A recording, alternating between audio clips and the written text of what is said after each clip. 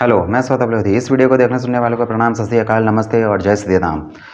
थोड़े दिन पहले आपने देखा होगा कि सोशल मीडिया पर ढोंगरेश और उसका एक राजकुमार और एक गाली देने वाली आंटी कुप्रिया श्रीनेते कहती थी कि भारत में नफरत बहुत बढ़ गई है। एक वाकई में दिल दहलाने वाली घटना सुबह सामने आई और उसने ये सोचने को मजबूर किया कि ये जो नफरत रोज आपके घरों में परोसी जाती है, टीवी चैनल के माध्यम से, आपके ड्राइंग रूम में, आपके बेडरूम्स में, जहां देखो, व्हाट्सएप के माध्यम से, सोशल मीडिया के माध्यम से, ये नफरत वाकई में इस देश के लोगों को हैवान और राक्षस बना रही है। कहां ले आई है ये नफरत इस देश को? योगी और मोदी की ये नफरत ने इस देश के लोगों को दरिंदा और हैवान बना के रख दिया है। जयपुर मुंबई की एक ट्रेन में आरपीएफ के कांस्टेबल चेतन सिंह नामक व्यक्ति ने अपने वरिष्ठ साथी टीकाराम मीणा की और 3 और लोगों की हत्या कर दी और हत्या के बाद शव के पास खड़े होकर, जिसमें 2 मुसलमान थे, खड़े होकर कहा, अगर हिंदुस्तान में रहना है तो योगी मोदी कहना है। ये कौन सी भक्ति है? ये क्या हैवानियत है? पहले उसने गोली मारी अपने वरिष्ठ टीकाराम मीणा को, उसके बाद मधुबनी के एक व्यक्ति अब्दुल कादिर को गोली मारी, उसके बाद वो पैंट्री में गया, उसने वहां पर एक आदमी को मार डाला, उसके बाद वो दूसरे कोच में गया और जयपुर के एक चूड़ी बेचने वाले व्यक्ति असगर काई की गोली मार के हत्या कर दी। और वहां पर उसने ये कहा कि टीवी चैनल के माध्यम से पता चलता है, वो दिखाते हैं कि पाकिस्तान में आपके आका है और हिंदुस्तान में रहना है तो योगी मोदी कहना है। ये क्या हो गया है इस देश में? और कब सोचेंगे हम कि नफरत के चलते हम इस देश में ज़ॉम्बीज बना रहे हैं, हम इस देश में चलते फिरते हैवान बना रहे हैं। आज चेतन सिंह था, कल कोई और होगा।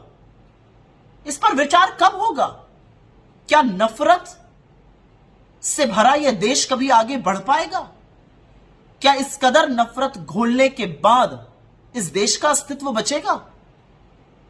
आज सवाल सबके सामने यह है कि यह सिर्फ चेतन सिंह की बात नहीं है, या टीकाराम मीणा की बात नहीं है, या असगर काई या अब्दुल कादिर की बात नहीं है। यह बात है कि अगर संभवतः इन लोगों की लड़ाई जो थी वो कुछ समुदाय को लेकर हुई, तो अगर मैं आपके लीडर को नहीं मानूंगा और अगर मैं योगी की तारीफ नहीं करूंगा या मोदी की बुराई कर दूंगा तो आप मुझे गोली से उड़ा दीजिएगा।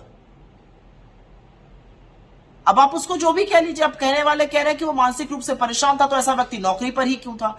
लेकिन ट्रिगर जो था वो था हिंदू मुसलमान में लड़ाई, ट्रिगर जो था वो हिंदुस्तान पाकिस्तान था, ट्रिगर जो था वो मोदी योगी की भक्ति था।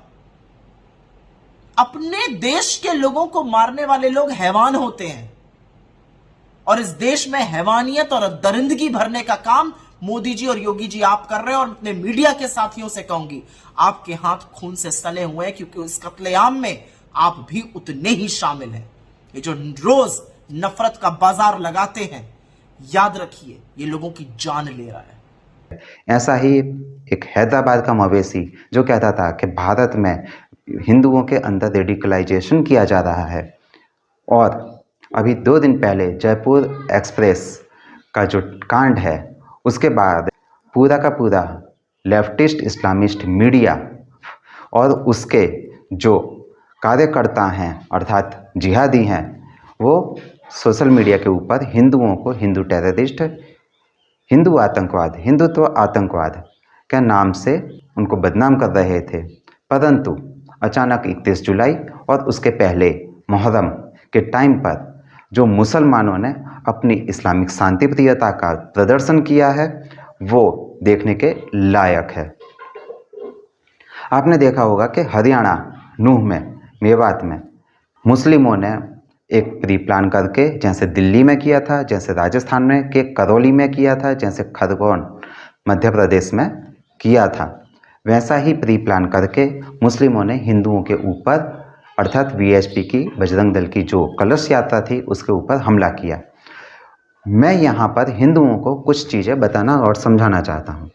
यदि आप राजनीतिक तौर पर अनपढ़ हैं तो आपको सबसे पहले बौद्धिक तौर पर शिकार बनाया जाएगा और उसके बाद में आपको भौगोलिक तौर पर और शारीरिक तौर पर नुकसान पहुंचाया जाएगा।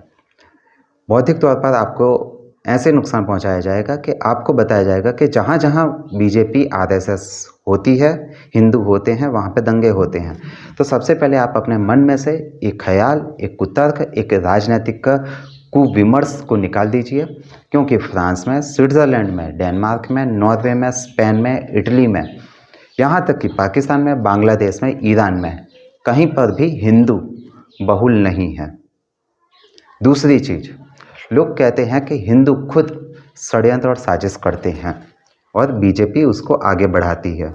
यदि ऐसा होता तो 1947 के विभाजन के वक्त जो दंगे हुए जिसमें कई हिंदू महिलाओं के ऊपर इस्लामिक भीड़ ने बलात्कार किया और उन हिंदू महिलाओं को ये भी नहीं पता था कि उनके साथ में कितने मुसलमानों ने बलात्कार किए हैं, तो ऐसी घटनाएं नहीं घटने वाली थी, बल्कि इससे उल्टा होने वाला था।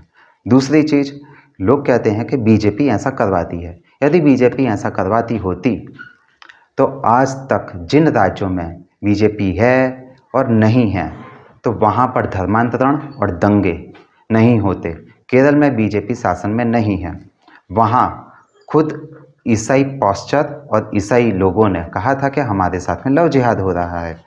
और साथ में आपको एक ऐतिहासिक चीज़ भी बता दूं कि 1921 में जो मोपला कांड हुआ था, जो लगभग 10-12 साल चला, डायरेक्ट और इनडायरेक्ट 100 ईयर चला, वो होता नहीं। तब ना मोदी थे ना बीजेपी थी, परंतु हर जगह मुस्लिम जहाँ भी मेजॉरिटी में आते हैं वहाँ पर दंगा करते हैं, गैर मुस्लिमों को वो लोग निशाना बनाते हैं, और ऐसा ही नूह और मेवात में हुआ। आपको एक सबसे बड़ा आपके दिमाग में, आपके विचारों में राजनीतिक वायरस छोड़ा गया है, प्लांट कर दिया गया है। हिंदू मुस्लिम भाई, सेक्युलरिज्म, गंगा जमनी तहजीब। आपने देख लिया होगा कि राजस्थान हो, बंगाल हो, केरल हो, दिल्ली हो, हरियाणा हो, गुजरात हो, भारत का कोई भी स्टेट नहीं बचा है कि जहाँ पर इन राजनैतिक स्लोगनों की ऐसी तैसी ना की गई हो। मुस्लिम प्री प्लान करता है, खुद की मस्जिद में खुद के कुरान की बेअदबी करता है, खुद की मस्जिदों मदरसों के ऊपर हमले करता है, उसका दोषारोपण करके हिंदुओं के ऊपर, हिंदू बस्तियों के ऊपर पूरी भीड़, इस्लामिक भीड़ सशस्त्र होकर हमला करती है और सबसे पहले निशाना बनाया जाता है पुलिस वालों को। ये एक सोचे समझे साजिश है, ये हकीकत में एक वॉर प्लानिंग है। मैं हिंदुओं को कह देना चाहता हूँ कि आपके बाजू वाला मुस्लिम यदि सिंगल है, भीड़ में नहीं है, तो वो शायद आपकी बात मानेगा, सुनेगा और आपके खिलाफ कोई भी कुतर्क, कोई भी हिंसक बात कार्य नहीं करेगा। परंतु वही मुस्लिम यदि इस्लामिक भीड़ का हिस्सा है तो सबसे पहले उसका फर्ज बनता है कि वो आप पर हमला करे। ये इस्लामिक रूल के हिसाब से किया जाता है और मुस्लिम भीड़ उसको ऐसा करने के लिए मजबूर करती है। और आप देख लीजिए, कमलेश तिवारी हो, नुपुर शर्मा हो, उमेश कोहले हो या कन्हैया लाल हो, उन सब की रेकी, उनके खिलाफ कार्य उन्हीं मुस्लिमों ने किए थे जो उसके सबसे करीब में थे। आपको कहा जाता है कि मुस्लिम भाईचारे से और शांति से रहते हैं, परंतु एक सच्चाई है, मुस्लिम तब शांति से रहता है, नंबर 1 जब उसकी संख्या कम हो, नंबर 2 उसके पास में राजनीतिक या कानूनी ढाल तैयार ना हो, नंबर तीसरी चीज़ उसके पास में प्लानिंग करने के लिए टाइम ना हो। इन 3 महत्वपूर्ण समय के साथ में मुस्लिम शांति से रहता है। तो जो लोग कहते हैं कि मुस्लिमों को उकसाया जाता है, तो ये चीज़ गलत है। यदि मुस्लिम अपनी पूरी तैयारी कर लेते हैं तो बिना उकसावे के अपने विरोधियों के ऊपर या तो गैर मुस्लिमों के ऊपर हमला कर देते हैं। यदि आपने देखा होगा कि 29, 30, 31 जुलाई को मुहर्रम का जुलूस निकला और देश भर में खबरें आईं। 2 मुस्लिम गुट शिया और सुन्नी आपस में भिड़ गए, दोनों ने एक दूसरे पर घातक हथियारों से हमले किए। दूसरी चीज़, आपने एक और न्यूज़ सुनी होगी साथ में कि मुस्लिमों ने जो मुहर्रम के जुलूस में शामिल थे, उन्होंने हिंदुओं के मंदिरों पर, सोसाइटियों के ऊपर हमला करने की कोशिश की।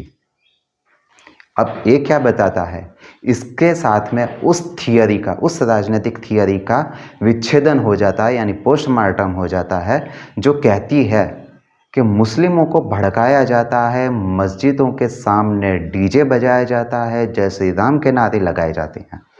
अब मुहर्रम में जब दो मुस्लिम पक्ष एक दूसरे के सामने हथियार लेके खड़े हो जाते हैं, एक दूसरे का गला काट कर उसका खून पीने के लिए तैयार हो जाते हैं, तो आप मुझे बताइए, मुस्लिम का कौन सा समूह जय श्री राम का नारा लगा रहा था, कौन सा समूह मस्जिद के सामने डीजे बजा रहा था?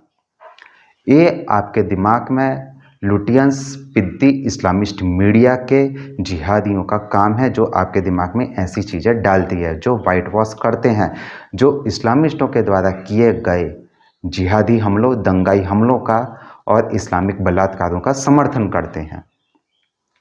इसलिए यदि आप हिंदू हो और आप ऐसा सोचते हो कि इससे मुझे कोई लेना देना नहीं है, तो मैं आपको लिख कर देता हूँ, इस्लाम की नज़र में सभी मुस्लिम के अलावा कोई भी दोस्ती या रिश्तेदारी के लायक नहीं है। वो आपको शत्रु के तरह से देखेंगे, भले आप सेक्युलर हिंदू हैं या आप अपने राजनीतिक और धार्मिक मान्यताओं के प्रति वफादार रहने वाले हिंदू हैं। उनकी नज़र में आप कट्टर हिंदू हैं, तो वो आपको जब भी मौका मिलेगा वो आप पर हमला करेंगे, सामूहिक होकर करेंगे, और उनका निशाना आपके घर की लड़कियां, महिला सदस्य रहेंगी। आपका सर कत्ल करके, काट करके आपकी महिला और घर की बहू बेटियों, बीवियों को उठा लिया जाएगा। और नूंह हरियाणा में जो हमला हुआ, वहाँ पर आपने यही देखा था कि इस्लामिक भीड़, जिसमें 10-12 साल के छोटे मुस्लिम भी शामिल थे, वो हथियार चला रहे थे और उनका निशाना वीएचपी बजरंग दल की कलश यात्रा में शामिल महिलाएं और लड़कियां थीं। अब आपको एक सतर्क हिंदू बनने की ज़रूरत है। आप जागृत हिंदू बनिए। जहाँ तक मैं कहता हूँ, यदि आप राजनीतिक तौर पर सेक्युलरिज्म को वोट दे रहे हैं, तो मेरी बात मानिए, आप अपने विनाश, आप अपने जनसंहार, आप अपने अस्तित्व के उन्मूलन और अपनी महिला बहन बेटियों के बलात्कार के लिए एक स्टैम्प पेपर पर साइन कर रहे हैं। कुछ लुटियंस और पिद्दी पत्रकार कह रहे हैं कि गोदी मीडिया से अपने बच्चों को बचाइए, गोदी मीडिया जहर फैला रही है। तो मैं एक बात बता दूं, ये वही लुटियंस मीडिया है जो करगिल में और 26/11 के हमलों के वक्त यहाँ से बैठकर अपने पाकिस्तानी आकाओं और उनके जिहादियों के लिए लोकेशन शेयर कर रहे थे। ये लोग आज कह रहे हैं, जब हिंदू जागृत हो रहा है, तब कह रहे हैं कि अपने बच्चों को, अपने भविष्य को गोदी मीडिया से बचाइए। मैं भी सही बोल रहा हूँ, परंतु थोड़ा अलग। आप अपने आप को जिहादी मीडिया से, अपने बच्चों को और उनके भविष्य को जिहादी मीडिया के जिहादियों से बचाइए। मैं एक छोटी सी बात और कहूँगा। भारत में जिस तरह से हिंदुओं के खिलाफ अत्याचार, इस्लामिक आक्रमण और जिहादी दंगे बढ़ रहे हैं, उसके लिए सबसे ज़्यादा जिम्मेदार छोटे कोर्ट, हाई कोर्टों और सुपर कोर्टों में बैठे हुए मियाँ लॉर्ड जिम्मेदार हैं। क्योंकि हमारी जो चंदूबाई है, उस चंदूबाई ने एक स्टेटमेंट दिया है कि मणिपुर की घटना को दूसरे मामलों से मत तुलना कीजिए।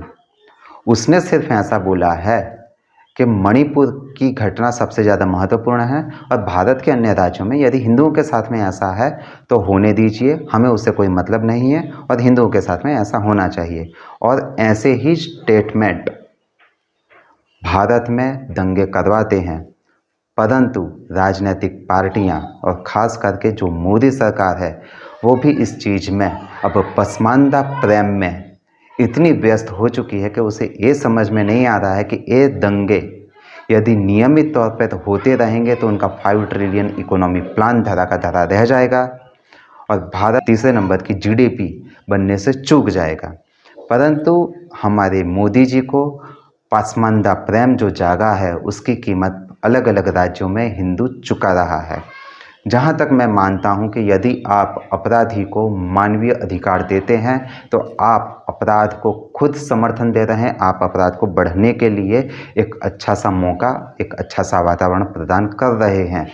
यदि आपने कश्मीर में स्टोन प्लेटिंग के ऊपर बुलेट चलाई होती या रबर बुलेट चलाई होती और जिहादियों को छोड़ा ना गया होता तो आज ये पोजीशन नहीं आती।